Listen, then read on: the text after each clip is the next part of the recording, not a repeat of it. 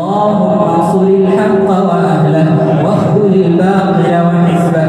اللهم يا قوي يا متين يا ذا البطش الشديد يا فعال لما يريد يا جبار السماوات والأرض يا قوي يا متين يا عزيز يا الله، إنك ترى ما نزل بإخواننا المستضعفين في فلسطين. اللهم كن لهم مؤيدا ومعينا ونصيرا يوم خذلهم الناصر والمعين.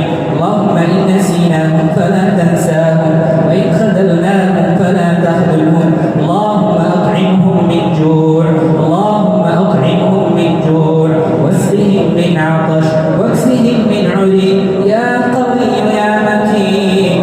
اللهم عليك بالصهاينة المعتدين، اللهم عليك باليهود الغاصبين ومن عاونهم ومن حالفهم يا قوي يا متين. اللهم أرنا فيهم عجائب قدرتك، اللهم أرنا فيهم يوما أسودا، اللهم أرنا فيهم يوما تقر به أعين الإسلام والمسلمين.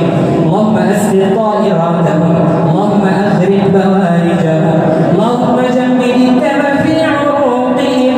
اللهم إنهم قد منعوا عن إخواننا الغذاء والماء، اللهم احبس عنهم الهواء، اللهم زلزل الأرض تحت أقدامهم. اللهم كما فتحت لنبينا محمد صلى الله عليه وسلم في هذا الشهر المبارك فتح مكة، افتح لإخواننا المستضعفين بيت المقدس يا قوي يا متين. اللهم كما نصرت الحبيب المصطفى في غزوة بدر في هذه الليالي المباركات، انصر إخواننا المستضعفين في غزة يا قوي يا متين. اللهم مكنهم من رقاب أعدائهم يا ذو الجلال والإكرام. ربنا ظلمنا أنفسنا ظلما كثيرا، وإن لم تغفر لنا وترحمنا لنكونن من الخاسرين.